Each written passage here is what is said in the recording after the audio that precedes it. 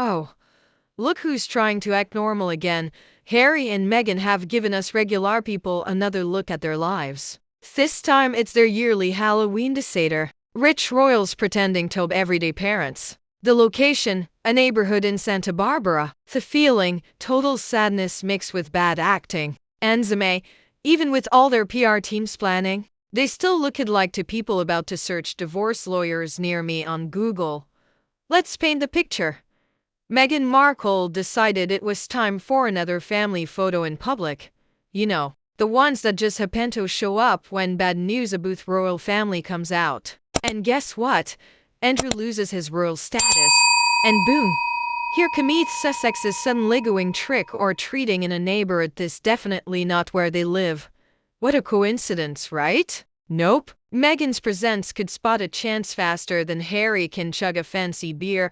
They left their $14 million Montecito mansion to hang out with us normal folks in Santa Barbara because apparently Evan Halawan needs to make money when your Netflix value goes down. Meghan showed up in what can only be called a Pinterest mom going through a midlife crisis costume. Black tracksuit, sunglasses, and colorful butterfly wings. Harry, on the other hand, gave us tired Uber driver vibes and jeans, a polo, and a baseball cap. The only thing Halloween-like about him was the alcohol. And yes, the alcohol. People saw Meghan holding a wine cup without a stem while Harry carried not one but two bottles of some drink. One in his hand and a third sticking out of his pocket like a hidden supply. Their kids, Archie and Lilibet, were supposedly there too. It's almost like this wasn't Halloween at all, but Errandom Tuesday where two former royals decided to dress up as good parents. The official story says Archie dressed as an ant and Lilibet as a bright green firefly.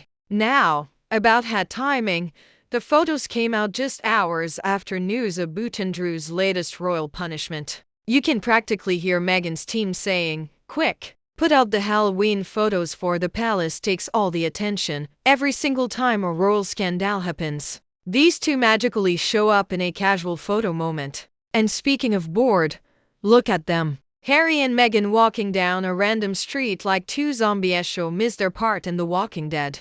Not a smile, not holding hands, not even a weak wave to the fake neighbors. Just two people speed walking through marriage problems.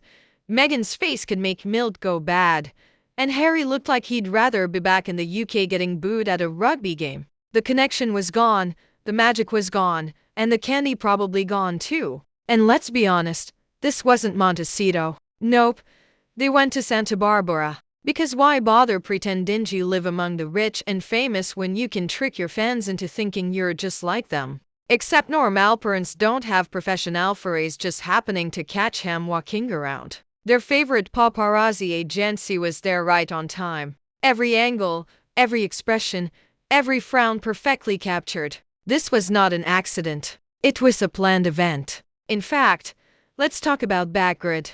The agency that always somehow finds Meghan whenever she's caught off guard. The same one that worked with Carl Larson. The same Carl Larson who once set up photos with her father, Thomas Markle. Remember when she threw her dad under the bus for doing exactly that? Fast forward and now she's supposedly doing it herself. Forgiveness, it seems, flows as freely as her chardonnay. The internet as always gave us the real comments. P.O.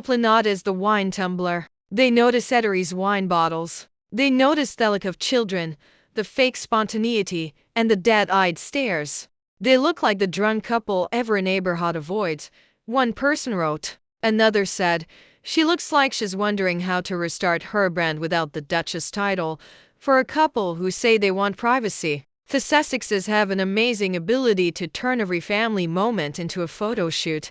Remember when they complained about the evil British press? Now they're feeding the California version the same way influencers feed their dogs organically. The two-faced behavior is tiring. You can spend years suing newspapers for invading privacy. Then call up your favorite photographer to capture your latest costume party that somehow has no kids, no joy, and no realness. And let's talk about the sadness coming from those pictures. Meghan looked like she just found out Spotify can sell it her second podcast. And Harry had the empty look of a man realizing he left the royal family for this. The tension was so thick you could spread it like butter. Their body language screamed fight. Their faces screamed hangover. And their lack of interaction with each other screamed forced agreement. Some even suggested this was backup plan, a PR emergency after deciding that posting edited family photos would look insensitive following Andrew's punishment. Instead, we did this raw, real moment that is about as genuine as Meghan's British accent from 2018. No laughter, none bursts, no decorations, inwardly bright daylight. Hugo's trick or treating in the middle of the afternoon. Apparently, the Sussex's Dobkow's natural lighting matters when you're setting up photos. And yet, Thekrazina's doesn't stop there. These are reputable who once said their children's safety was at risk from paparazzi, but here they are in a random neighborhood without visible security, showing their famous faces around like clickbait. It's also worth mentioning that Meghan's Halloween costume was, well,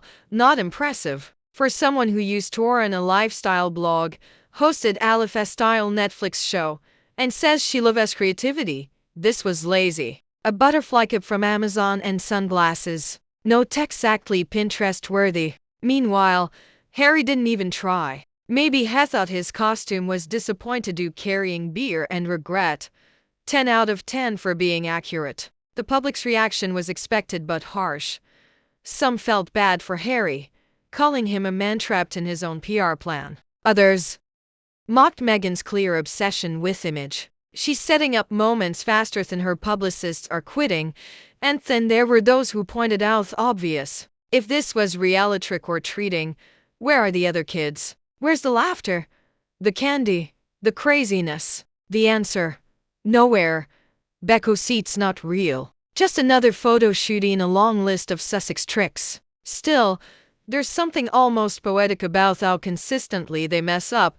They claim realness but deliver fakeness. They chase sympathy but show arrogance. They want privacy yet need attention. Every stunt, every staged walk, every leaked photo feels like a desperate attempt to fill the emptiness left by royal rejection. They could have built a quiet, happy life. Instead, they turned into reality TV jokes forever, performing for an audience that stopped clapping. At this point, their normal person image is as believable as a Hallmark Christmas movie plot. Two former royals trying to prove they're just like a very own else, except with designer sunglasses, bodyguards, and million-dollar Netflix deals. The longer they keep up the act, the more fake it sounds. So, what's next? Maybe next Halloween they can skip the backgrid booking and actually enjoy the holiday. Maybe let kids have fun, smile without thinking about camera angles, and skip the mid-afternoon booze walk. Or maybe they'll go all in, hire a film crew, release a trick or treat with the Sussexes documentary, and call it raising awareness about community engagement, because when it comes to Meghan and Harry, there's no such thing as a moment that doesn't make money.